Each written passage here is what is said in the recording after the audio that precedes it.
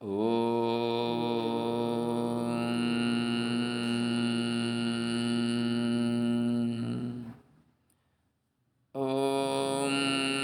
नमो ब्रह्मादिभ्यो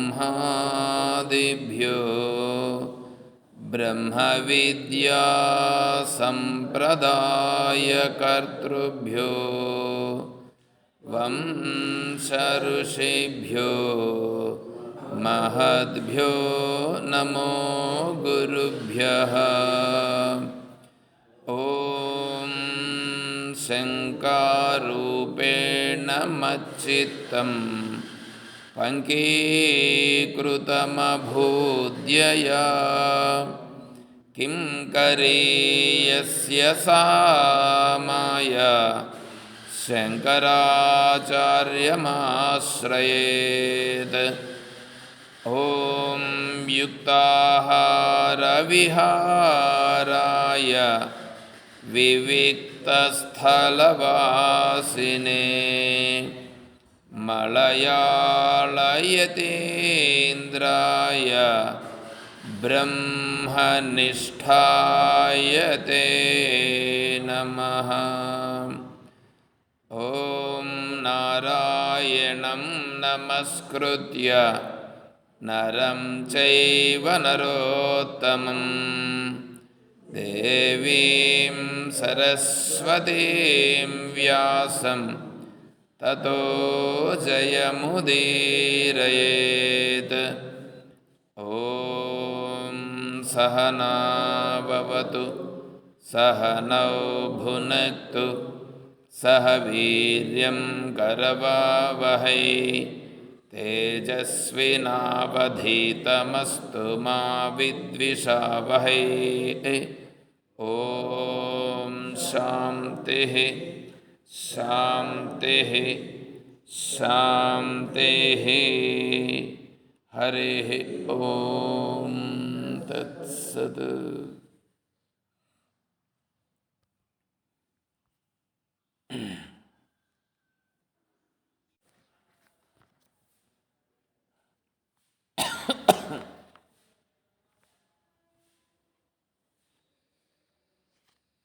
ప్రశ్నోత్తరి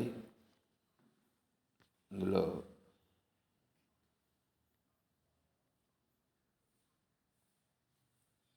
సేతే సుఖం కస్తు సమాధినిష్టో జాగర్తికో వా సదసద్వివేకీ కే శత్రవః సంతి నిజేంద్రియాణి తాన్యేవ మిత్రాణి జితాని యాని. ఇక్కడ 4 ప్రశ్నలున్నాయి. సేతే సుఖం కస్తు, సుఖముగా నిద్రించువాడు ఎవరు?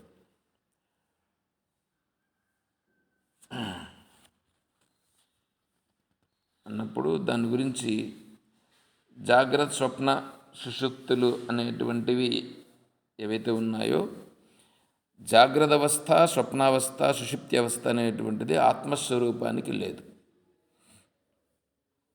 ఆత్మస్వరూపానికి జాగ్రత్త అవస్థ కానీ, స్వప్నావస్థ కానీ, సుషుప్తి అవస్థ కానీ లేదు. మరి జాగ్రత్త అవస్థ, స్వప్నావస్థ, సుషుప్తి అవస్థ ఉండేది ఎవరికంటే మనస్సుకి. జీవుడనేటువంటి వాడు ఈశ్వరుడే. ఈశ్వరుడే జీవుడు. అహం బ్రహ్మాస్మి, బ్రహ్మైవ అహమస్మి.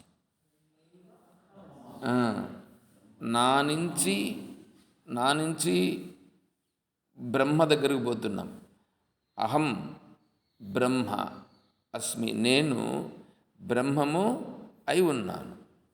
ఇప్పుడు మళ్ళీ బ్రహ్మ నుంచి మళ్ళీ వెనక్కి నేను బ్రహ్మమై ఉన్నాను అంటే దాంట్లో ఏంటంటే సముద్రంలో నీళ్లున్నాయి, ఈడ నా దగ్గర కూడా నీళ్లున్నాయి, ఈ నీళ్లు సముద్రంలో నీళ్లు ఒకటే అని చెప్పినట్లయింది. అంటే ఇప్పుడు ఏమైంది? సముద్రం ఎక్కడో ఉంది, ఇక్కడ నేనున్నాను.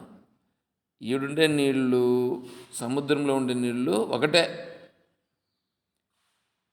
అంటే ఈ నీళ్లు సముద్రానికి చెందినవి అని చెప్పినట్లయినది. కానీ సముద్రము కంటే వేరుగా ఉన్నట్లుగా ఉంది కదా ఇక్కడ. అట్లా వేరుగా లేదు. అంటే వేరనేటువంటి భావనను తొలగించుట కొరకు బ్రహ్మైవ అహం, అంటే బ్రహ్మం అనేటువంటిది అట్లా సముద్రంలాగాను దూరంగా కాదు, ఉండేదే బ్రహ్మము. ఆ బ్రహ్మమే నేను ఈ శరీరము రూపంగా ఈ శరీరంలో నుండి ప్రకటింపబడుచున్నాను. అంటే ఇప్పుడు బ్రహ్మ ఎక్కడైంది? దూరంగా లేదు. ఆ బ్రహ్మమే నేనయ్యింది. కాబట్టి మొదట అన్వయము వ్యతిరేకమని రెండు. అన్వయం అంటే మొదట నా నుంచి బ్రహ్మ, నేను బ్రహ్మమే అయి ఉన్నాను. తర్వాత బ్రహ్మమే నేనై ఉన్నాను. అంటే నేను జీవుడనని, నేను శరీరమని, ఒక పరిచ్ఛిన్నుడనని, పరిచ్ఛిన్నుడంటే ఒక 4-5 అడుగులు పొడవు ఉంటాను, లేకపోతే 6 అడుగులు పొడవు ఉంటానని, ఒక 60-70 కేజీలు బరువు ఉంటానని, ఇట్లా అనుకుంటా ఉండేటువంటిది ఏది ఉందో అది నేను అనుకుంటున్నాను. ఇది నేను కాదు, నేను బ్రహ్మము అని చెప్పినట్లయినది అహం బ్రహ్మాస్మితో. అయితే నేనేమో బ్రహ్మమే కానీ బ్రహ్మం ఎక్కడో ఉన్నది, నేను ఇక్కడున్నాను, నేను కూడా ఆత్మస్వరూపమే, బ్రహ్మ ఎక్కడో ఉంది, ఆయన స్వరూపమే నేను అని చెప్పినట్లుగా అనిపిస్తుంది. సముద్రంలో అలొస్తుంది. ఇప్పుడు అలా అనే పేరు వచ్చిందిగా. సాముద్రోహి తరంగ క్వచన సముద్రో న తారంగ. సాముద్రోహి తరంగ, సముద్రంలో తరంగం వచ్చింది. ఇప్పుడు దాన్ని తరంగం అన్నారా, అలా అన్నారా, లేకపోతే సముద్రం అన్నారా? అలా అన్నారు. అలా అంటే ఇప్పుడు మనం ఏమనుకుంటామంటే అల వేరే సముద్రం వేరే అన్నట్లుగా ఉన్నది. సముద్రం వేరే అల వేరే అన్నట్లుగా ఉన్నది. నువ్వు అలగా ఉన్నదేది? అలగా ఉన్నది సముద్రమే. అలగా ఉన్నది సముద్రమే. ఇప్పుడు అల నుంచి తీసుకో, అల జీవుడని అనుకో, సముద్రము బ్రహ్మ అని అనుకో.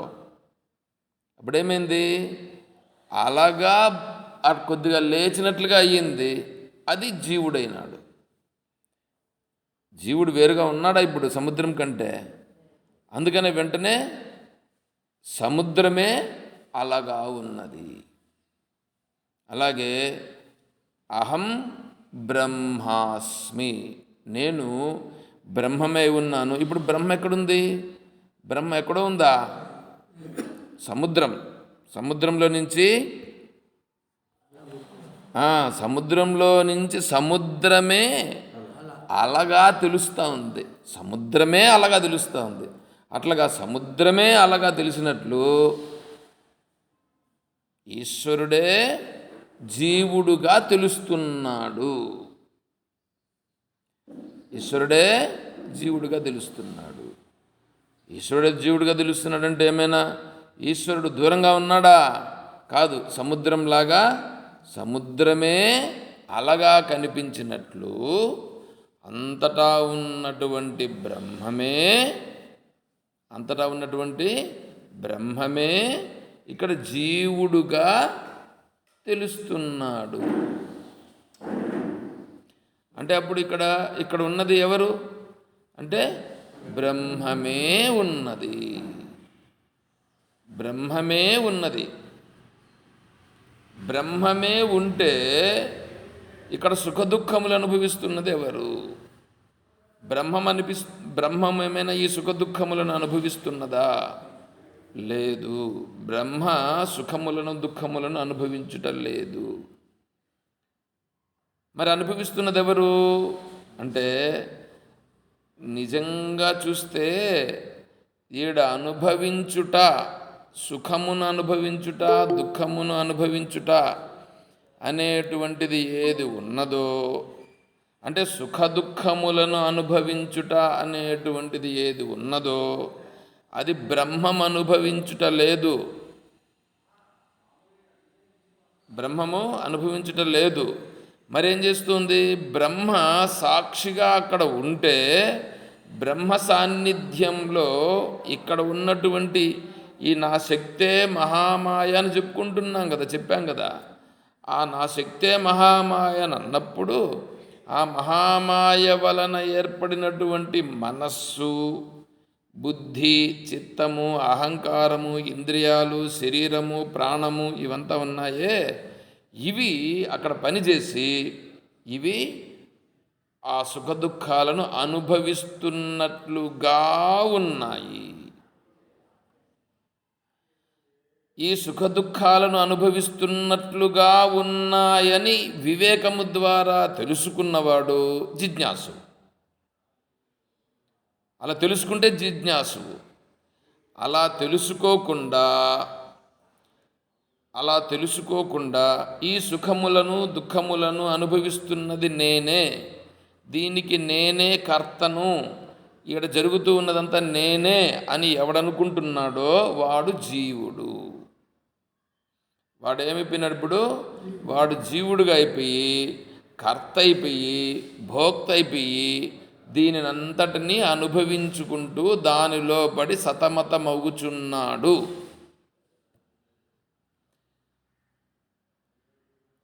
అలా దేవుడు చేపిస్తున్నాడని వీళ్ళు అనుకుంటున్నారు, కానీ దేవుడు చేపించుట లేదు. అలా చేసుకుంటున్నటువంటిది వీడే చేసుకుంటున్నాడు. వీడే అనుభవించుకుంటున్నాడు. ఇప్పుడు స్వామీజీ ఒక ఇది చెప్పారు. ఏమంటే, మీకు చేతులు ఉన్నాయి కదా, ఇవి చేతులు ఇట్లా వేళ్ళు తీసుకోండి, ఈ వేళ్ళు తీసుకొని ఈ వేళ్ళల్లో ఈ వేళ్ళు పెట్టండి. మీరు మనుషులు అయితే పెట్టండి. పెట్టిన తర్వాత ఇట్లా గట్టిగా పట్టుకొని వీటిని ఇట్లా ఇట్లా తీయండి. వస్తూ ఉందా? రాలేదు. మీరేమనుకుంటారంటే, ఇప్పుడు ఇట్లా పెట్టుకొని ఇవి ఫ్రీగా ఇట్లా ఇచ్చిపెట్టండి. ఏమండి, ఇప్పుడు ఫ్రీగా ఇచ్చిపెట్టండి. వచ్చేసిందా? ఇప్పుడు ఎందుకు వచ్చింది? అప్పుడే ఎందుకు రాలేదు? అంటే పెట్టుకోవడం ఎవరు చేశారు? మీరు చేశారు. విడిచిపెట్టడం ఎవరు చేశారు? మీరు చేశారు. అంటే పట్టుకుంటే జీవుడు, విడిచిపెడితే దేవుడు. చూడండి ఎట్లా ఉందో. ఇప్పుడు పట్టుకోవడము, విడిచిపెట్టడము ఎవరి చేతుల్లో ఉంది? మన చేతుల్లో ఉంది. ఇప్పుడు జాగ్రత్త అవస్థ, స్వప్నావస్థ, సుషుప్తి అవస్థ ఇవంతా ఎవరికి అంటే ఈ జీవుడుగా ఉండేవాడికి.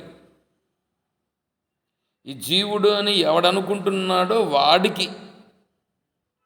వీడనుకుంటున్నాడు నేను అని వీడనుకుంటున్నాడు.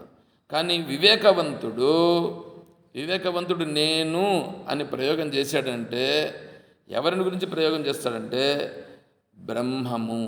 అహం బ్రహ్మాస్మి బ్రహ్మైవాహమస్మి అనే దానిని మాట్లాడతాడు. అది నేను అని అంటాడు. అయితే ఇప్పుడు ఇక్కడ ఏమవుతుందంటే అది తెలుసుకోవాలి. దాన్ని ఏమంటారంటే విజ్ఞానమయ పురుషుడు. ఇలా తెలుసుకొని ఈ వివేకం కలిగినటువంటి వాడు విజ్ఞానమయ పురుషుడు. విజ్ఞానమయుడు. తెలుసుకుంటే విజ్ఞానమయుడు, తెలుసుకోకపోతే అజ్ఞానమయుడు. తెలుసుకున్నాడని అనుకోండి, తెలుసుకుంటే వాడు విజ్ఞానమయ పురుషుడు, అంటే తెలుసుకున్నవాడు. తెలుసుకున్నప్పుడు ఏమైంది? ఇప్పుడు శరీరం వాడుకుంటుంది, మనస్సు వాడుకుంటుంది, బుద్ధి ఉంటుంది. ఇప్పుడు ఏం చేస్తాడు? ఇప్పుడు రోడ్డు నుండి పోతున్నాడు, వర్షం పడింది, రోడ్లో బురద నీళ్ళు ఉన్నాయి, రోడ్డులో బురద నీళ్ళు ఉన్నాయి. ఇప్పుడు వీడు నడుచుకుంటూ వెళ్ళిపోతాడా? ఏం చేస్తాడు? అక్కడ చూస్తాడు, బురద ఉంటే ఆ బురద దగ్గర తప్పుకొని పోతాడు. ఒకవేళ తప్పుకొని పోతుంటే కూడా అక్కడ బస్సు ఏదో ఒకటి వస్తూ ఉంటుంది, బస్సు వస్తుంటే ఆ బురద నీళ్ళ పైన పోతుంది. పోయినప్పుడు ఏమవుతుంది? నీళ్లు ఎగురుతాయి కాబట్టి వీడు ఏం చేస్తాడు? బస్సు వస్తూ ఉందా, ఏమొస్తుందని చూస్తాడు. అది వస్తూ ఉంటే ఆ నీళ్ళు ఎగురుతాయని వీడు దూరంగా ఉంటాడు, ఎగురుతాయని దూరంగా ఉంటాడు. ఇది ఏమి? ఇది వివేకం. ఇది వివేకమవునా కాదా? అదేవిధంగానే ఈ ప్రపంచం అనేటువంటిది మహామాయ అని వీడు తెలుసుకున్నాడు. ఈ మహామాయ ఎక్కడుందంటే నాలో మనస్సు రూపంగా ఉన్నది, ఇదంతా ప్రపంచంగా ఉన్నది. ఇదంతా ప్రపంచంగా ఉన్నది మహామాయే. ఆ మహామాయే నా ఇక్కడ మనస్సు రూపంగా ఉంది, ఇక్కడ మనస్సు రూపంగా ఉంది, అక్కడ ప్రపంచం రూపంగా ఉంది. ఇప్పుడు ప్రపంచంలో ఉండేటువంటి ఈ అంటే ప్రపంచ రూపంగా ఉండే మహామాయ గుణముల రూపంగా ఉన్నది. ఈ మనస్సు కూడా గుణముల రూపంగా ఉన్నది. సత్వగుణం, రజోగుణం, తమోగుణం రూపంగా. ఈ సత్వగుణంలో, రజోగుణంలో, తమో గుణములో ఉండేటువంటిది మహామాయే. అక్కడున్నది మహామాయే, ఇక్కడున్నది కూడా మహామాయే. నేను ఇప్పుడు వివేక రూపంగా చూస్తున్నాను.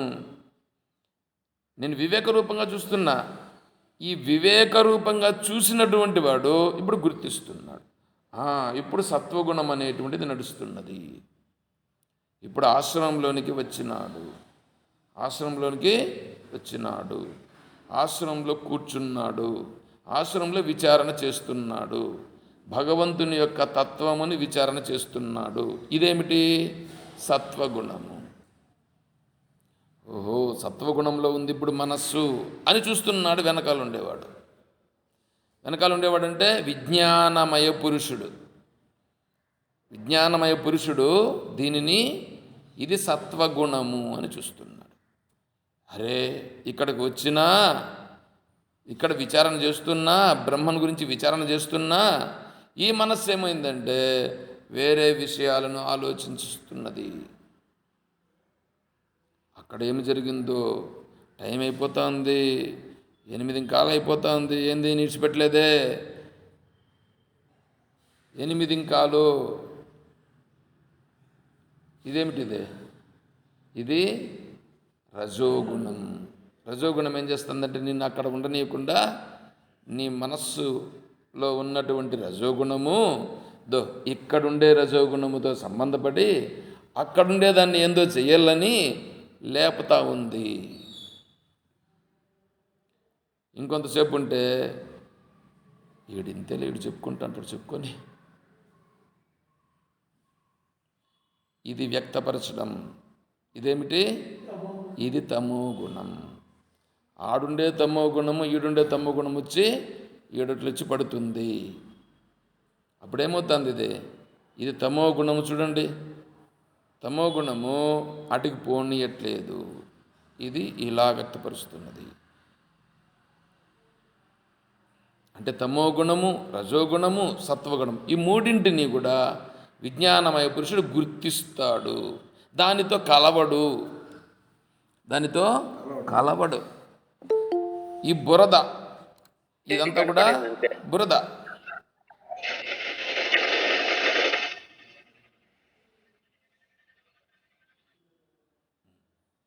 అదంతా బురద. ఏది? సత్వగుణమైన, రజోగుణమైన, తమోగుణమైన బురదయే. నేనెవరు?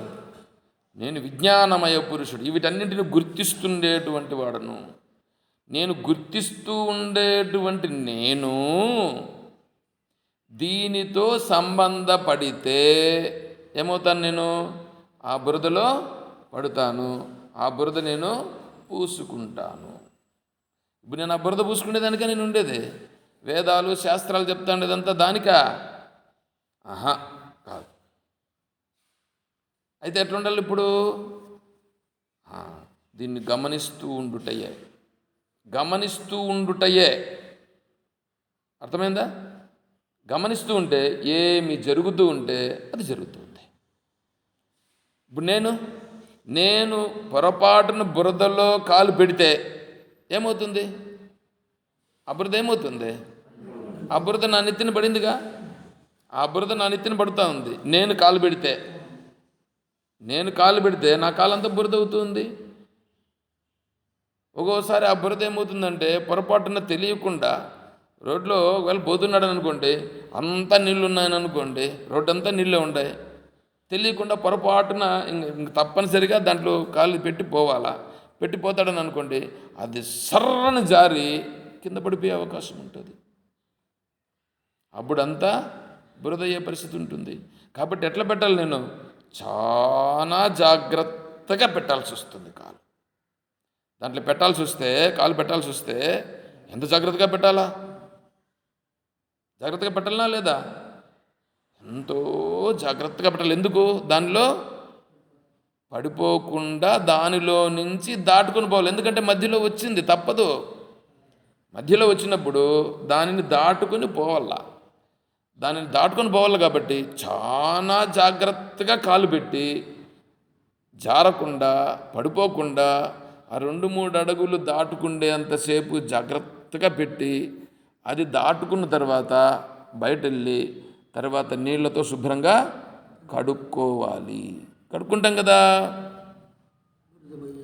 అదేవిధంగానే ఇక్కడ కూడా ఈ వారి ప్రారబ్ధాన్ని అనుసరించి వారు చేయాల్సిన కర్మలు ఏవో ఉంటాయి. వారు చేయాల్సిన కర్మలు ఏవో ఉంటాయి. అయితే ఎంతవరకు కర్మలు చేసుకుంటూ ఉండమని చెప్పట్లేదు శాస్త్రం. నేను కర్మ చేసేవాడనా? ఆత్మస్వరూపు కర్మ చేసేదా? ఆత్మ కర్మ చేసేది కాదు, కర్మ చేయించేది కాదు. నేను చేసేవాడు కాదు, చేయించేవాడని కూడా కాదు. మరి చేసేవాడు కాదు, నేను చేయించేవాడు కాదు అయినప్పుడు మరి ఇక్కడ ఎందుకు నేను చేయాలి అని వివేకవంతుడు తెలుసుకుంటాడు. విజ్ఞానమయ పురుషుడు దాన్ని గ్రహించి ఇప్పుడేం చేస్తాడంటే బురదలో కాలు పెట్టనేలా, కాలు కడగనేలా, నాకెందుకు స్వామి ఈ బాధలు, తొందరగా నేను ఇక్కడి నుంచి బయటపడే విధానం చూడు అని ఈశ్వరుని ప్రార్థిస్తాడు. ఈశ్వరుడు ఎవరు? ఆ విజ్ఞానమయ పురుషుడే ఇప్పుడు ఈశ్వరుడు. ప్రార్థిస్తున్నట్లుగా ఉన్నాడు. ఎవరిని ప్రార్థిస్తున్నాడు? తనను తానే ప్రార్థిస్తున్నాడు. ఆ విజ్ఞానమయ పురుషుడే ఇక్కడి నుంచి బయటపడాలని ప్రార్థిస్తున్నాడు. ప్రార్థించడంతో సరిపోదు. ప్రార్థించడంతో చేస్తే సరిపోతుందా? వీడేం చేయాలి అప్పుడు? వీడంతటి వీడు ప్రయత్నం చేసి ఆ బురదలో నుంచి బయటపడేదానికి వేరే మార్గం ఏమైనా ఉందా చూడాలి. ఆ బురదను తొక్కకుండా పోయే మార్గం ఉందా చూడాలి. ఇట్లా చూస్తూ నువ్వు అక్కడ నిలబడుకుని ఉండగానే వేరే బస్సు వస్తూ ఉంది. బస్సు అంటే వేరేటి వస్తాయి. వేరే మనుషులు వాళ్ళు ఉండరుగా, నీ పైన బురద చల్లేదానికి వస్తారు. వాళ్ళు ఎవరో కాదు, నీతో పాటుగా ఉండేవాళ్ళే, నీ చుట్టూ ఉండేవాళ్ళే. వాళ్ళే ఎవరు ముఖ్యంగా నిన్ను ఇబ్బంది పెట్టేదే? నీతో ఉండేవాళ్ళే. నీతో లేని వాళ్ళు ఎవరు నిన్ను ఇబ్బంది పెట్టరు. నీకు సంబంధం లేని వాళ్ళు నిన్ను ఇబ్బందే పెట్టరు. ఎందుకు ఇబ్బంది పెడతారు వాళ్ళు? ఇప్పుడు ఆమె ఎవరో పోతుందట, ఆమె ఏమన్నా నన్నేమన్నా అంటుందా? ఆమె నన్ను అనట్లేదు. వాళ్ళకు నాకేం సంబంధం? ఏం సంబంధం లేదు. వాళ్ళు ఉన్నారు, వాళ్ళ పాటికి వాళ్ళు ఉన్నారు, నా పాటికి నేను ఉన్నారు. అంటే ఇప్పుడు నిన్ను ఇబ్బంది పెట్టే వాళ్ళు ఎవరంటే, నీ మీద బురద చల్లే వాళ్ళు ఎవరంటే నీతో కలిసి ఉన్న వాళ్ళే. నువ్వు వీళ్ళు నా వాళ్ళని అనుకుంటున్నావు కాబట్టి నువ్వు అక్కడ వాళ్ళతో కలిసి ఉన్నావు. నువ్వు ఒక్కసారి అనుకో, ఇంతసేపు అనుకున్నావుగా, నేను అయిపోయిందా లేదా? ఇదంతా ఇట్లాగే విజ్ఞానమయ పురుషుడు గుర్తిస్తున్నాడు. గుర్తించి అదంతా ఎందుకు నాకు దాంట్లో నుంచి ఎంత తొందరగా బయటపడిపోవాలని ప్రయత్నం చేస్తాడు. ఎందుకంటే నేను అక్కడే ఉండి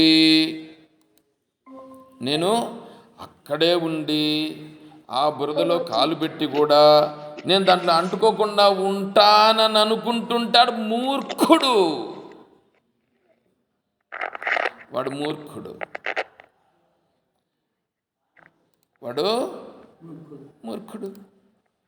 ఎందుకంటే బురదలో కాలు పెడితే బురద అంటుకోకుండా ఉంటుందా? అంటదా? బురదలో కాలు పెట్టి బురదని అంటారంటాడే వీడేంటి? వీడికైనా బుద్ధి జ్ఞానం ఉందా? వీడాంటి వద్దు,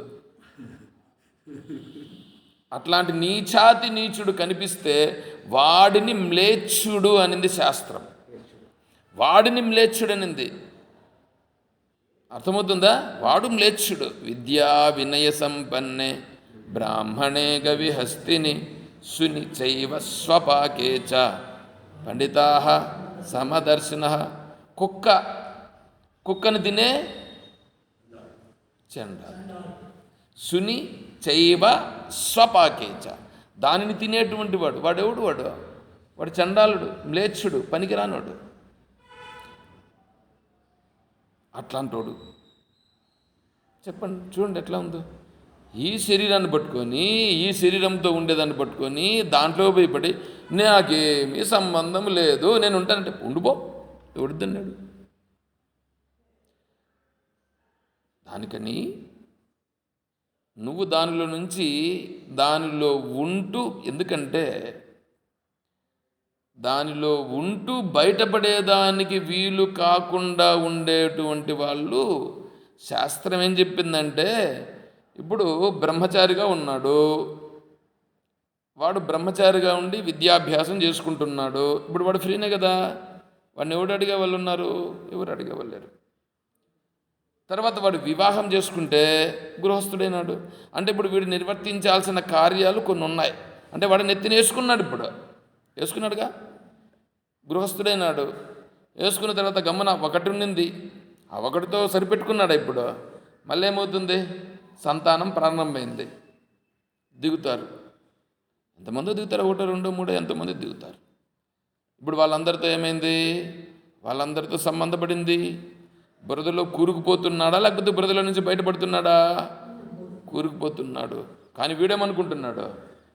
నా సంసారం అభివృద్ధి అగుచున్నది.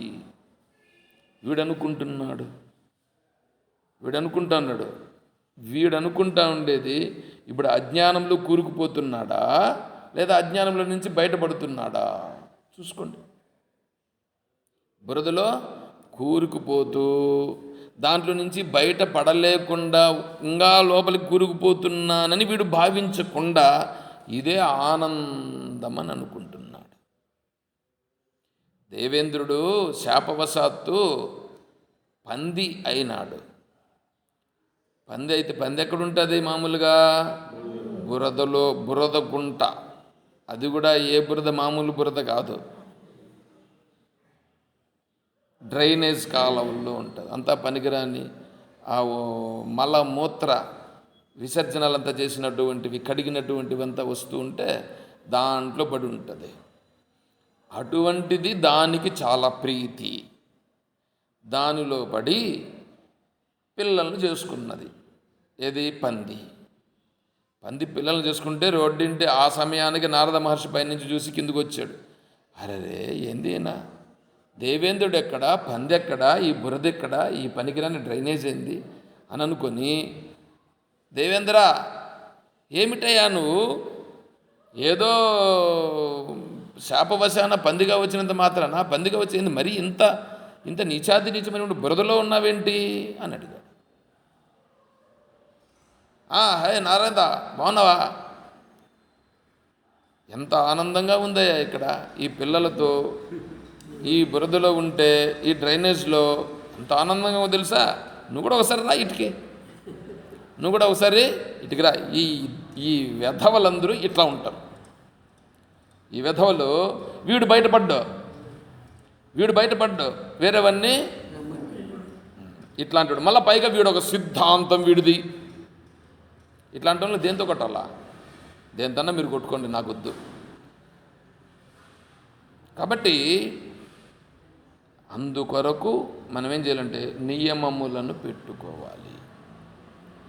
విజ్ఞానమయ పురుషుడు ఇప్పుడు ఏం చేస్తాడంటే, అరే ఆ బస్సో లారీనో ఏదో ఒకటి వచ్చి ఆ బురదని ఎగ్గొడుతుంది నా పైన, వీళ్ళందరూ రూపంగా ఉండేటువంటి వాళ్ళు ఎగ్గొడుతున్నారు, నేనేమిరా అంటే బురదలో కాలు పెట్టేశాను, ఈ బురదలో నుంచి ఎప్పుడు బయటపడతానరా నాయన అని ఎదురు చూడాలి.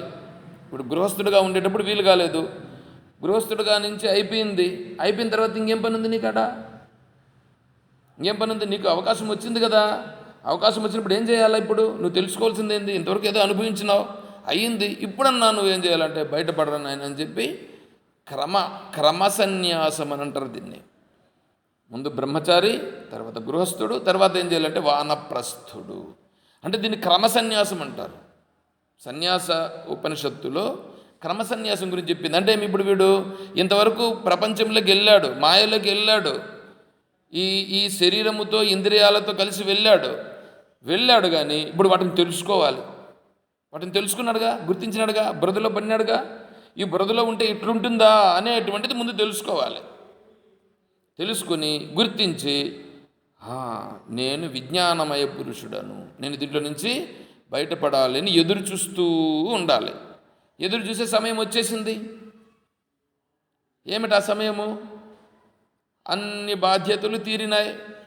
అన్ని బాధ్యతలు తీరిన తర్వాత ఏం చేయాలి? నేనిప్పుడు నా సహజావస్థకు నేను వస్తాను అని వీడు ప్రయత్నం చేయాలి. అలా ప్రయత్నం చేసి ఎవడైతే శరీరము, ఇంద్రియాలు, మనస్సును, బుద్ధిని అన్నింటినీ కూడా ఈ బురదలో పడకుండా అటు నుంచి దూరంగా తీసుకొచ్చుకుంటాడో వాడు ఇప్పుడు వానప్రస్థుడు అని చెప్పడం జరిగింది. అంటే వానప్రస్థుడు ఇప్పుడు ఏమయ్యాడు? విజ్ఞానమయ పురుషునికి దగ్గరగా వస్తున్నాడు, జీవుడుగా ఉన్నాడు ఇంతవరకు. ఇప్పుడు వాడేమయ్యాడు? ఇప్పుడు విజ్ఞానమయ పురుషుడుగా మారుచున్నాడు. విజ్ఞానమయ పురుషుడుగా వానప్రస్థుడుగా వచ్చేసి వానప్రస్థుడుగా ఉంటాడు. ఇప్పుడేం చేస్తాడు?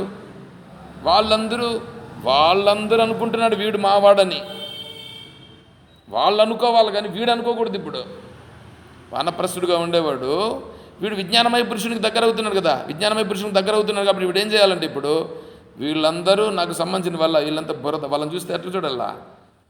పురుగులను చూసినట్లు చూడకూడదు. వాళ్ళు కూడా మనుషులే, కానీ వీళ్ళందరూ నాకు ఇంతకుముందు సంబంధీకులు, ఇప్పుడు సంబంధికులు కాదు. వాళ్ళు మనుషులే, వాళ్ళు జీవులే. ఈ ప్రపంచంలోకి వచ్చిన వాళ్ళు, వాళ్లకు నాకు సంబంధం ఉన్నింది, ఈ శరీరానికి దానికి సంబంధం ఉన్నింది. ఇంతవరకు వాళ్ళతో మనం వ్యవహారం చేస్తాం. ఏం వ్యవహారం చేస్తాం? అందరితో మాట్లాడినట్లుగా మాట్లాడతాం. దాంట్లో ఏమీ తప్పు లేదు. కొంతమంది ఏం చేస్తారంటే, ఈ వానప్రస్థుడిగా అయిన తర్వాత వీళ్ళు ఎవరైనా బంధువులు వస్తే వాళ్ళ మగం నేను చూడను, ఎందుకంటే మళ్ళీ నా మనసు అట్లా లాగిపోతుంది. అంటే వీడు ఊరికే వానప్రస్థుడిగా వచ్చినాడే కానీ నిజంగా వానప్రస్థుడిగా రాలేదు. ఎందుకంటే వాళ్ళతో మాట్లాడితే వీడి మనస్సు మారిపోతుందని వీడు అనుకుంటున్నాడు. అంటే వీడు నిజమైన వానప్రస్థుడా? కాదు. వీడు వానప్రస్థుని కోసం రాలా, వానప్రస్థుని కోసం విధి లేక వచ్చినట్లు అవుతుంది. కాబట్టి ఏం చేయాలా? బాగా గుర్తించి వివేకము కలిగి వివేకంతో బయటపడాలా. వివేకంతో ఒక్కసారి బయటపడితే మళ్ళీ వెనక్కి వెళ్ళకూడదు. అయితే వాళ్ళని మాట్లాడచ్చు.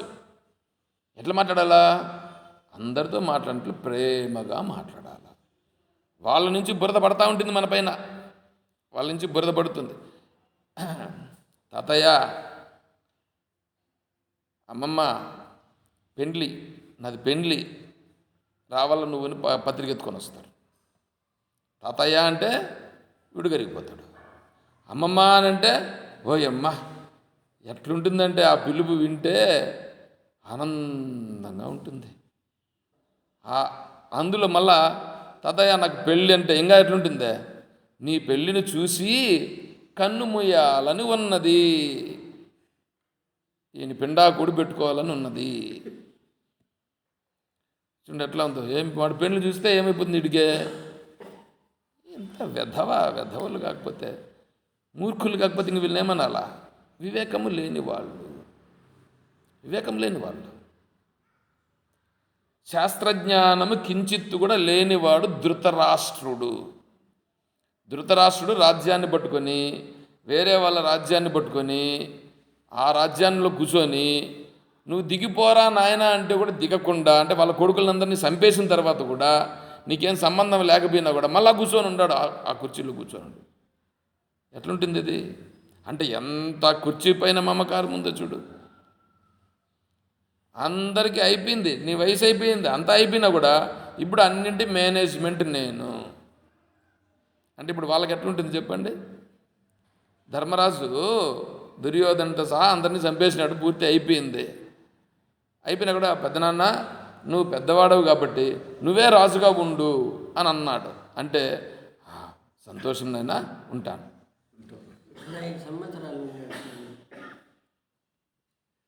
ఆ దరిద్రుడు ఉన్నాడో లేడో అది ఎవరికి ఇప్పుడు వర్తించాలా? నాకు వర్తించాలా. నేను ఎట్లున్నాను ఇప్పుడు? ఇంకా నాది పిచ్చి ఎందుకులే. అట్లాంటి వాళ్ళందరూ ఉంటారు. ఏమంటే నేను శాస్త్రాన్ని చెప్తున్నా, మిమ్మల్ని ఎవడిని నేను నిందించటం లేదు, మిమ్మల్ని గురించి నేను ఎవరిని గురించి కూడా పట్టించు. ఇది మీరు చెప్పొద్దనంటే నేను నిలిపేస్తాను, ఎందుకంటే నేను శాస్త్రం చెప్పాలా. మళ్ళీ దీన్ని తీసుకొని వచ్చి నా గురించి ఎంత చెప్పినాడు ఇట్లా, ఏమి ఇట్లా అంటాడే, మీ కర్మ కాదు. వినండి, నేను దాని గురించి కూడా చెప్పాలా, ఎందుకంటే చెప్పకపోతే మరి ఎట్లవుతుంది? మీరు అర్థం చేసుకోవాలా. ఈయన ఇప్పుడే 15 సంవత్సరాలు లేనాడు, వాడు 15 సంవత్సరాల క్రితం 100 ఏళ్ళు లేగినాడు అనుకో, నాకేమిటి? వాడు ధృతరాష్ట్రుడు, వాళ్ళ నాయనవుడు, వాడు పిండాకుడేవుడు, వాడితో నాకేంటి? నేను ఇప్పుడు మాట్లాడాలని వద్దా? నేను ఇది మాట్లాడితే కోపం కాదు, దానిపైన చూపించేటువంటి ఆగ్రహం. అలా చూపిస్తే మీ బుద్ధుల్లోకి పడుతుంది, మీ బుద్ధుల్లోకి పట్టాలని అలా మాట్లాడతాం. చెప్పేటువంటి స్టైల్ ఎలా ఉంటుందంటే, ఓయమ్మా నాయన అంత జరుగుతుందా, అట్లాంటిది అనిపించేటట్లుగా అనిపించాలి. అనిపిస్తే కదా వీడు గుర్తిస్తాడు కొద్దిగానన్నా. అలా గుర్తించకుండా అనిపోతే పర్లేదు నాయన, దేవుని దగ్గరికి వెళ్ళి నీకు కావాల్సినవి ఏమి కోరికలు ఉన్నాయో ఆ కోరికలని దేవుని కోరుకునుము, దేవుడు నీకు అనుగ్రహించును. కామ్య కర్మలన్నింటినీ కూడా నీకు ఏమేమి కోరికలు ఉన్నాయో ఆ కోరికలన్నీ భగవంతుని కోరుము, భగవంతుడు నీకు అనుగ్రహిస్తాడు అని చెప్తే నిన్నేం చేస్తున్నాడు వాడు? బురదలో ముంచుతూ ఉండారు ఈ వెధవలు. బురదలో ఇంకా మీరు పడండి అని చెప్తా ఉండేటువంటి వెధవల దగ్గరికి బాగా పోతారు, కానీ శాస్త్రం దగ్గరికి రారు. భగవద్గీత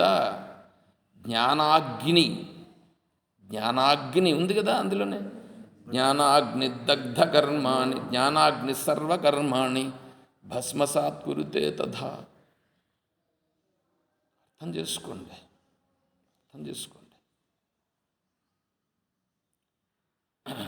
కాబట్టి వివేకవంతుడు, విజ్ఞానమయ పురుషుడేమవుతాడంటే గుర్తిస్తాడు. వస్తే వస్తూ ఉంది, నన్ను లాగడానికి వస్తూ ఉంది మాయ, గుర్తించాలి. ఇప్పుడు మనవరాలు వస్తూ ఉంది, గుర్తించి మంచిదమ్మా, సంతోషం, నీ వివాహము చాలా శుభప్రదముగా జరుగుగాక, ఆశీర్వాదం చెయ్యి. అర్థమవుతుందా? ఎందుకు? నువ్వు వానప్రస్థుడు కాబట్టి ఆశీర్వాదం చెయ్యి. నైనా వివాహమా ఎప్పుడు నీకు? లేదు తాతయ్య, అమ్మమ్మ మీరు దగ్గరుండి నాకు వివాహం చేయించాలి. అయ్యో, నీ పెళ్ళి చూసే మేము పోతామమ్మా, అందుకోసమే మేము బతుకుండేది. ఇటు నుంచి పోయి ఆడపోతారు. ఆడపోయి ఏమైనారు ఇప్పుడు? వాళ్ళందరూ ఇంకొస్తారు, ఎవరెవరు అందరూ వస్తారు. వస్తే ఏమక్క, ఏమి చెల్లి, ఏంది నువ్వేందో ఆశ్రమానికి విన్నావు అంటే పోయినానులే తల్లి, తప్పకపోయినా ఏం చేసేది, ఏడోడు పెట్టేవల్ల తిట్టేవల్ల, అందుకని అడగన్నా పోతే ఎవడో కొంచెం టయానికి పెడతారని చెప్పి పోయినా. ఈ దరిద్రులకి వానప్రస్థుడు అయ్యాడా చెప్పండి? అట్లా కాదు, స్పష్టంగా తెలుసుకొని ఉండాలి. అమ్మ వివాహమా, సరే సంతోషం నేనా అంటే ఇప్పుడు ఏంటి, వీడికి మనసులో ఏం కలగాలి తెలుసా? నేను వివాహం చేసుకుని బురదలో పడినాను, నువ్వు బురదలో పడేదానికి పోతున్నావా? నువ్వు బురదలో పడేదానికి పోతున్నావా నాయనా అని వీడికి మనస్సులో బాధ కలిగి, ఈ పాప ఏమైనా నన్ను ఏమైనా సలహా అడుగుతుందా? వివాహం అనేటువంటిది చేసుకుంటే ఎట్లా ఉంటుంది తాతయ్య, వివాహం యొక్క ప్రభావం ఏమిటి, దాంట్లో నాకేమైనా సలహా ఇస్తావా అని ఏమైనా అడుగుతుందా అని ఎదురు చూస్తే వీడు నిజమైనటువంటి వానప్రస్థుడు. అర్థమవుతుందా నేను చెప్తాను ఇది? అప్పుడు వాడు నిజమైన వానప్రస్థుడు. అంతేగాని వాళ్ళకంటే ముందు ఎప్పుడు పెళ్లి చేసుకుంటావు నాయనా, నేను ఎప్పుడు వచ్చినా ఇంత నేను తొందరగా పెళ్లి చేసుకోమ్మా, ఎంతకాలం అమ్మ ఉద్యోగం, కావాల్సిన ఉద్యోగం ఉంది, కావాల్సిన జీతం వస్తూ ఉంది, ఇవంతా పడతా ఉంటే ఏమనిపిస్తుంది చెప్పండి? వద్దులే, అక్కడి నుంచి ఇంకొంచెం పైకి పోదాం. తర్వాత సమయము సందర్భం చూసి సన్యాసం తీసుకోవాలి. సమయం సందర్భం చూసి గురువుని అడిగి, మహాత్మా ఇంతవరకు నేనేదో చేసినాను, ఇంతవరకు ఏదో అయ్యింది, అయిపోయింది, నేను వచ్చేసినాను, ఇంకా నాకంతా ఏమొద్దు స్వామి, ఈ శరీరం పైన కూడా నేను అనేటువంటి భావన నాకు వద్దు, కాబట్టి నాకు సన్యాసమును ప్రసాదించండి అని వారిని అడిగి, వారు ఏం చేస్తారు, అప్పుడు సన్యాస దీక్షని ఇస్తారు. అంటే అప్పుడేమి సన్యాస దీక్ష అంటే, ఈ శరీరం కూడా నేను కాదు, ఇంతవరకు ఏమిటి వాటన్నింటి నుంచి బయటపడేదానికి వానప్రస్థుడు, వాటన్నింటి నుంచి బయటపడినాడు. ఇప్పుడు ఈ శరీరము కూడా నేను కాదు అనే దాని నుంచి బయటపడేదానికి సన్యాసం. చూసారా? ఇప్పుడు సన్యాసాశ్రమం తీసుకున్నాడు. సన్యాసాశ్రమం తీసుకున్నా వీళ్ళు ఇచ్చిపెట్టరు. పూర్వ ఉన్నాయి కదా సంస్కారాలు, అవేం చేస్తా వస్తాయి. వచ్చి ఇప్పుడు తాతయ్య అని అనరు. స్వామీజీ నేను వివాహం చేసుకుంటున్నాను స్వామీజీ, నన్ను ఆశీర్వదించండి. ఇప్పుడు వీడికి సంస్కారం పోలా, ఊరికే సన్యాసం అయితే తీసుకున్నాడు కానీ భావాలు పోలా.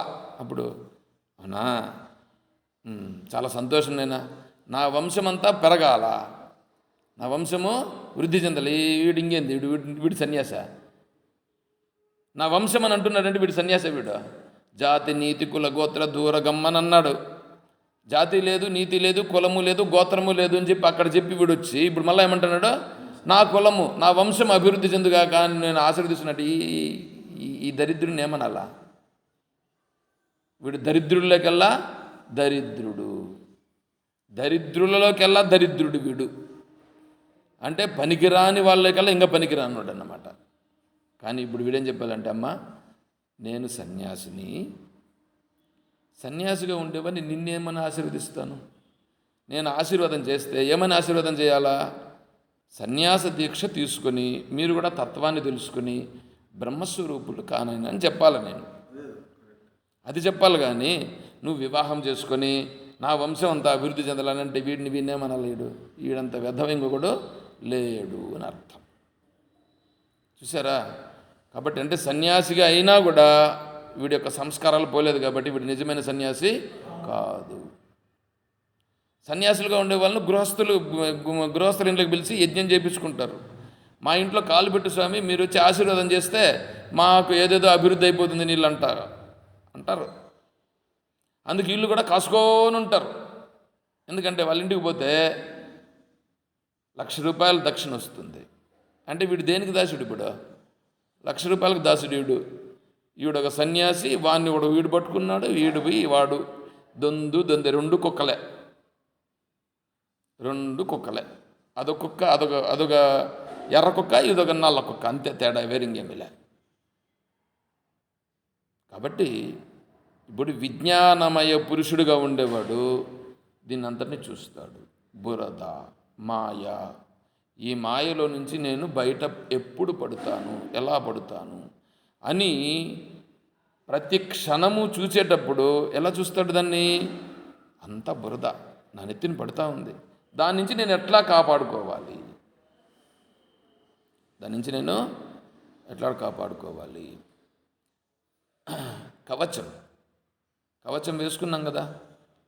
అస్య శ్రీ భగవద్గీతా శాస్త్ర మహామంత్రస్య శ్రీ వేదవ్యాసో భగవాన్ ఋషి అనుష్ఠుచ్ఛంద శ్రీకృష్ణ పరమాత్మా దేవత అశోచ్యానన్వశోచస్త్వమితి బీజం సర్వధర్మాన్ పరిత్యజ్య మామేకం శరణం వ్రజేతి శక్తి.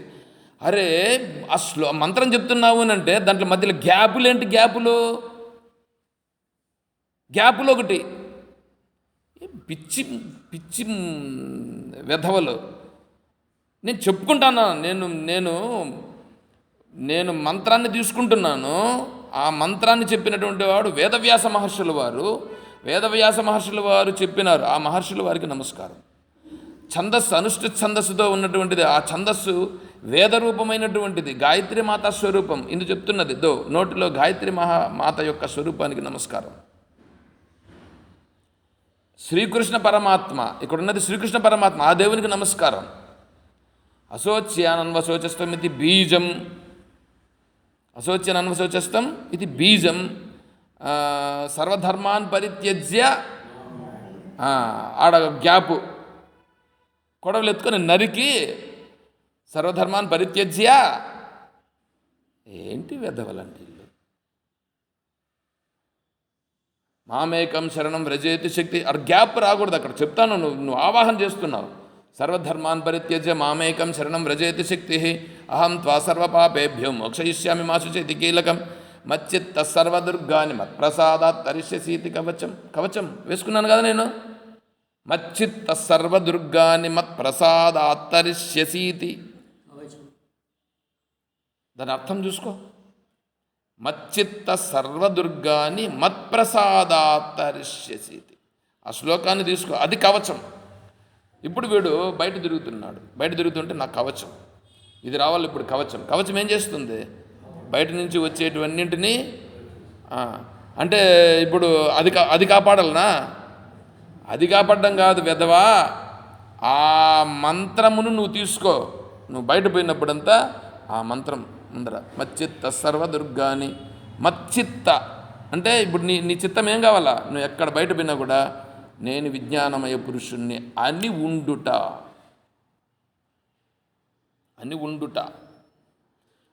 అది కవచం.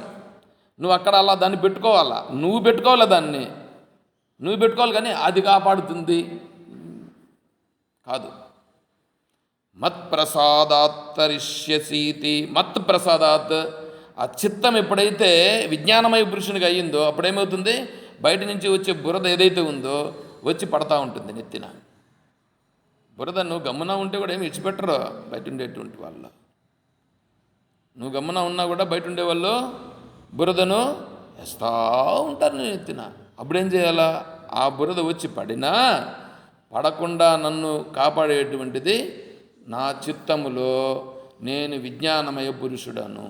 నేను విజ్ఞానమయ పురుషుడే కానీ ఈ మనస్సు కాదు, ఈ బుద్ధి కాదు, ఈ ఇంద్రియాలు కాదు, వీళ్ళతో సంబంధపడిన బంధము కాదు అనేది ఇప్పుడు ఇక్కడ అది కవచం. తాతయ్య బుక్ చేసినాను. అవునమ్మా బుక్ చేసినావా? నా అదృష్టం వస్తానన్నానమ్మా. ఎప్పుడమ్మా? ఎప్పుడు రావాలమ్మా? రేపు వచ్చే తాత. సరే సరే నాయనా. ఎట్లా ఉంటుంది ఇదే? బురదలోకి పోతున్నాడా లేదా? విజ్ఞానమయ పురుషుడైతే అమ్మా నేను ప్రశాంతంగా ఉన్నా, మీరు పోయి రాపోండి, చాలా సంతోషంగా మీరు వెళ్ళిరండి. ఎందుకు తాతయ్య రావు? లేదమ్మా నువ్వు పోయి రాపు. చూడండి ఎట్లా ఉంటుంది ఇది రావాల. విజ్ఞానమయ పురుషుడు చేయాలి. ఇప్పుడు జాగ్రత్త అవస్థలో జరిగేటువంటి వాటన్నింటినీ ఇలా చూడాలి. జాగ్రత్త అవస్థలో జరిగేటువంటి వాటిని ఇక్కడ చూడాలి. ఇప్పుడు విజ్ఞానమయ పురుషుడుగా అయినాడుగా వీడు. విజ్ఞానమయ పురుషుడుగా వీడు బాగా దృఢమైతే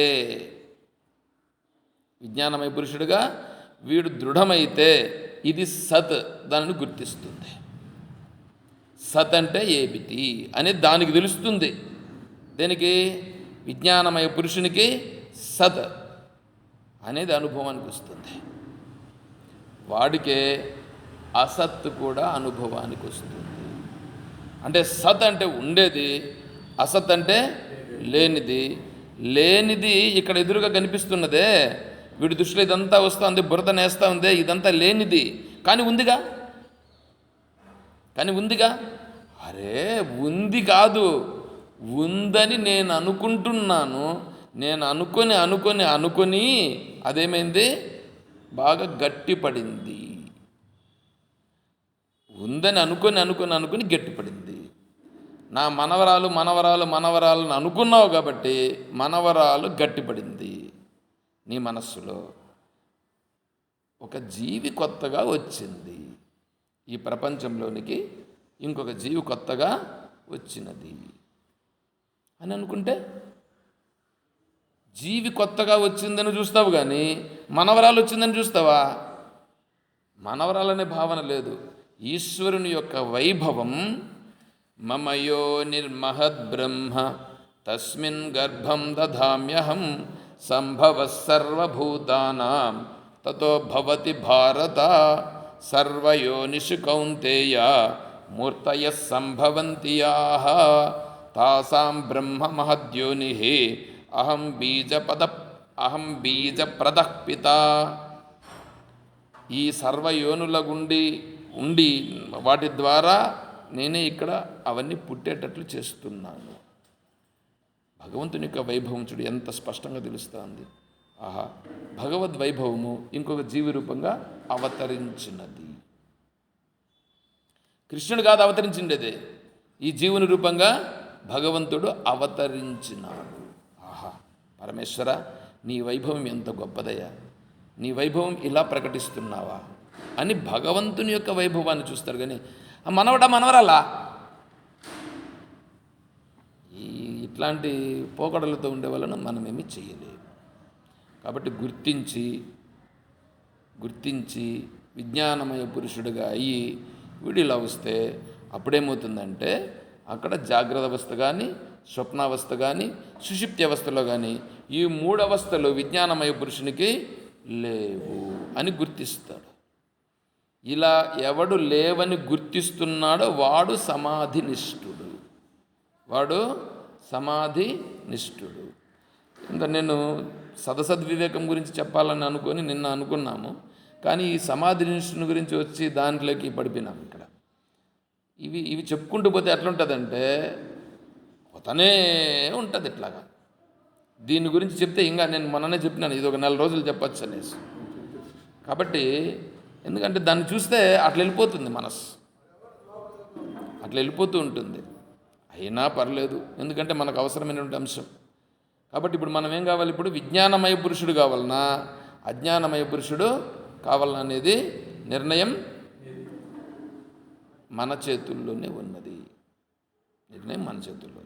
కాబట్టి మనమందరూ విజ్ఞానమయ పురుషులమై విజ్ఞానమయ పురుషుడితో ఆ జాగ్రత్త అవస్థలో, స్వప్నావస్థలో, సుషుప్తి అవస్థలో జరిగేటువంటివి ఏమన్నాయో అవన్నీ కూడా కేవలం మాయ వలన జరుగుతున్నది అని ఎవడున్నాడో వాడు సమాధినిష్ఠుడు.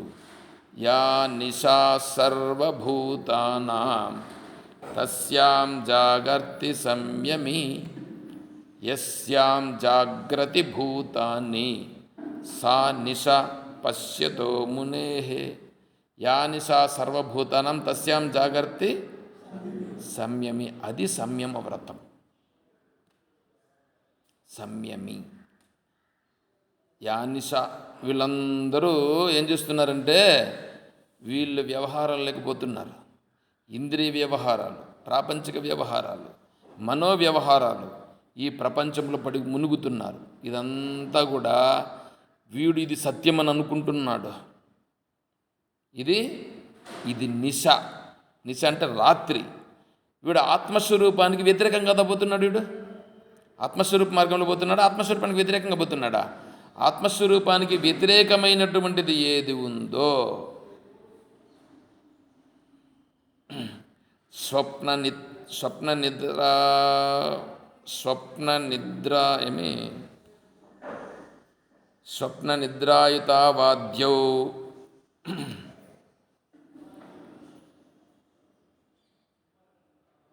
న నిద్రాం నైవ చ స్వప్నం తుర్యే పశ్యంతి నిశ్చితాః అన్యదా గృహ్ణత స్వప్న నిద్రా తత్వమజానతః విపర్యాసే క్షీణః తురీయం పదమశ్నుతే.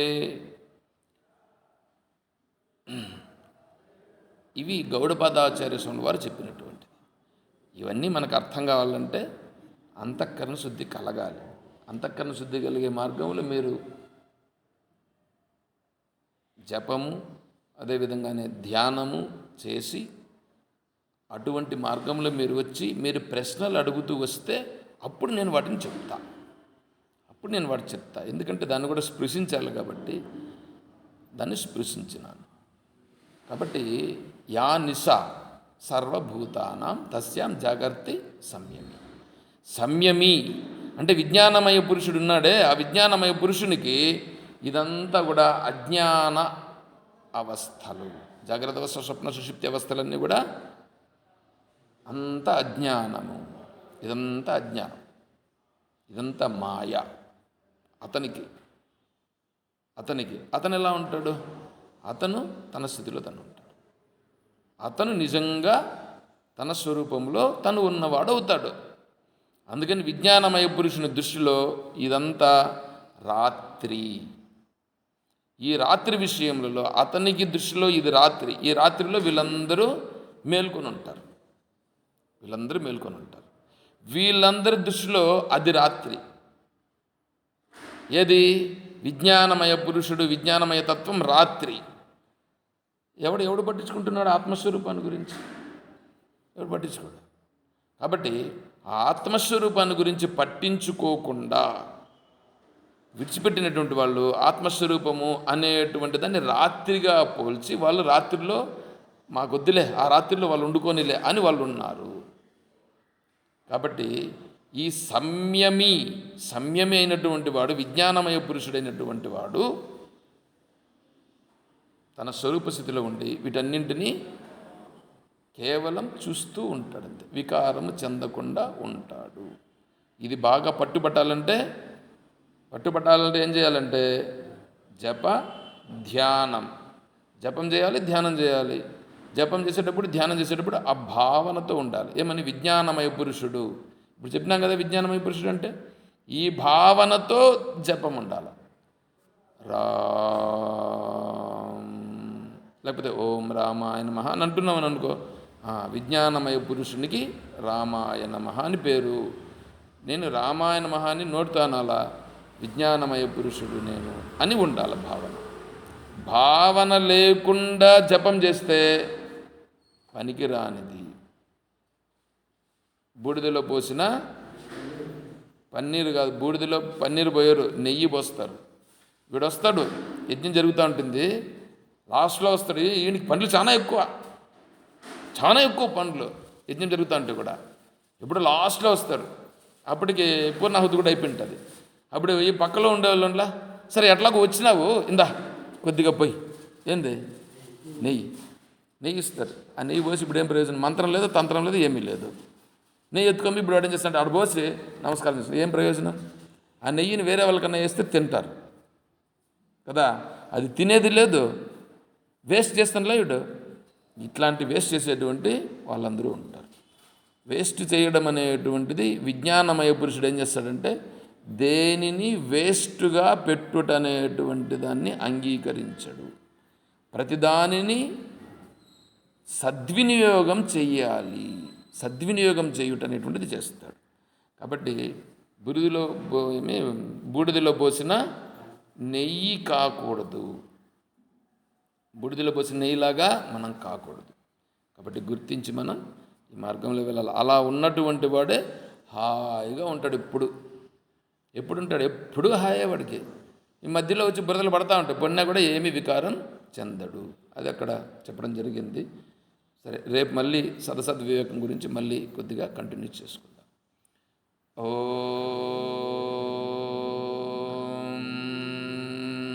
తత్సత్. సర్వం శ్రీ సద్గురుచరణారవిందార్పణమస్తు.